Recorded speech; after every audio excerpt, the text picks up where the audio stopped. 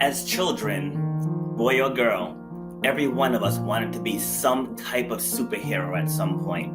If you stay with me for the next 2 to 3 minutes, I'm going to show you how you can become a superhero right now.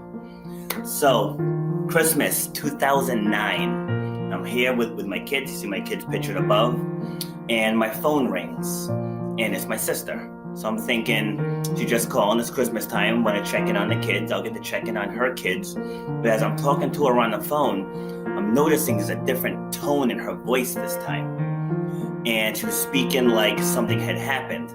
So I was like, speak to me, what's going on? And she tells me that she had some pain in her leg, and she'd gone on to the hospital. And through all the testing, they discovered that her kidneys were at 15% function and didn't show any signs of recovery. So she was saying that her kidneys are going to fail and she's going to have to start dialysis. So naturally that caught me off guard.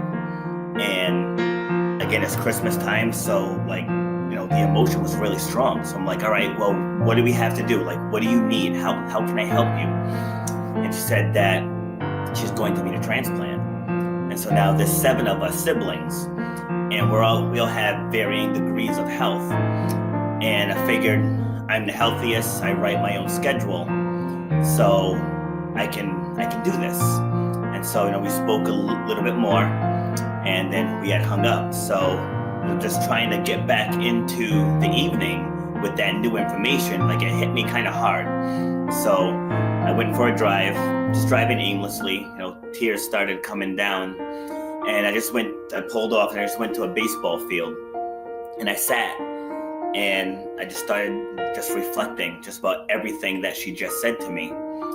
And at that moment, I was like, I can do this. Like, I can give her my kidney.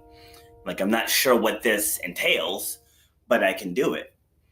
All right, so we're going to fast forward now. It took a long time for the process to happen, but it didn't really get real till I drove to New York. She lives down in Queens. And so all of my testing had to be in Manhattan.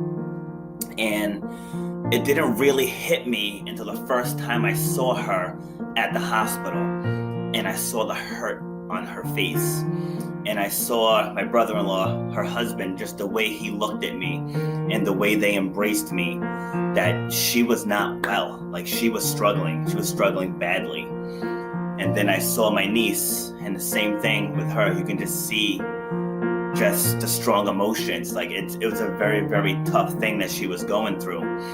And yes, there are a lot of people out there that experience kidney failure, and there are a lot of people on dialysis, but the process, it was making my sister very, very sick. And it was making her sick to the point where she started to skip. And I remember having a talk with her on the phone. It's like, you can't skip. I'm like, if you skip, like, you're going to die. I'm like, you can't do this. I'm like, your superhero's coming. We just have to wait till you're healthy enough to get it done. Right? Because she ended up getting sick with a virus, so we couldn't do the transplant until the virus fully left her body. And that took over a year. So as I said earlier, that first conversation was December of 2009. We were finally able to do the transplant on May 26th of 2011. So almost a full year and a half had gone by that she was suffering with her illness. But I remember being in the hospital. That was when it really hit me, like 3 days before was when I started to get a little nervous, I'll say, just because it was like really real now. But I remember laying in my hospital bed. Our parents are there crying. The kids are there crying. My other sister had come down to surprise us. We didn't know she was coming, and it was just a very emotional thing. And before the doctors wheeled us off into our separate rooms, I remember I put my hand on her bed and I said, hey, when you wake up, you're going to be able to pee on your own. And it sounds funny, but that's huge. One of those things that we take for granted, just getting up and going to the bathroom. And this is something that my sister wasn't able to do anymore. And so I was able to give her my kidney and helped her just do something that we all take for granted. And it essentially gave her back her quality of life.